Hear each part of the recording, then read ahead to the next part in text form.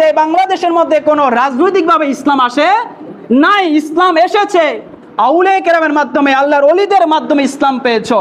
আজকে তুমি রাজনীতির খাতিলে আজকে তুমি আউলিয়া কেরামের বিরুদ্ধে যাচ্ছ, আউলিয়া কেরামের বিরুদ্ধে যাচ্ছ। আজকে তোমরা ইসলাম যে আউলিয়া কেরাম এনেছে সেই ইসলামের নাম ব্যবহার করে তোমরা রাজনীতি করছো, এটা মোটেও শোভা পায় না। ইসলাম নিয়ে কখনো রাজনৈতিক চলবে না, ইসলাম নিয়ে কোনো প্রশ্নবিদ্ধ চলবে না। তুমি রাজনীতি করবে, তুমি ইসলামকে কখনো টানতে পারবা না। ইসলামকে তুমি মান্য করবে, ইসলামকে তুমি পালন করবে, ইসলামকে তুমি তোমার রক্তের শিরার মধ্যে গীতায় গীতায় রেখে দিবে, কিন্তু তুমি এটা নিয়ে কোনো নোংরামি করতে পারবা না। আউলিয়া কেরাম তোমাদের কাছে কিছুই চাই নাই। এত যেখানে তারা পা রেখেছে সেখানে হাজারো মুসলমান থেকে তারা কোটি মুসলমান বানিয়েছে শুধুমাত্র আল্লাহর তাকওয়া অর্জন করার জন্য।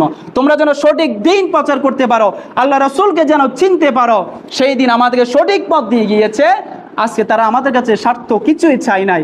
তারা বলছে তোমরা শুধু এগুলো মান্য করো, মেনে চলো, তোমরা এগুলো নিয়ে কোনো নোংরামি করবা। কিন্তু আজকে আমরা তাই করছি। আজকে আমরা সেই পথে হাঁটছি যেই পথ পৃথিবী চাচ্ছে, যেই পথ পৃথিবী চাচ্ছে, আমরা সেই পথে আছি।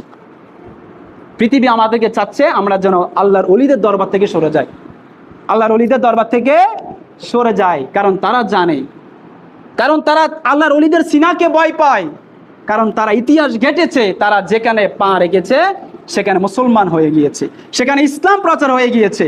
এ কারণ তারা চাই না যুবক, তারা চাই না মানুষ আল্লাহর ওলিদের দরবারে যাক, আল্লাহর ওলিদের দরবারে যাক।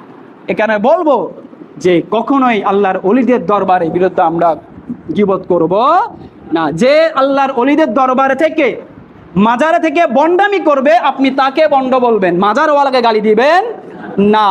ছেলে যদি গালি দেয় বাবাকে গালি দেওয়া যাবে না।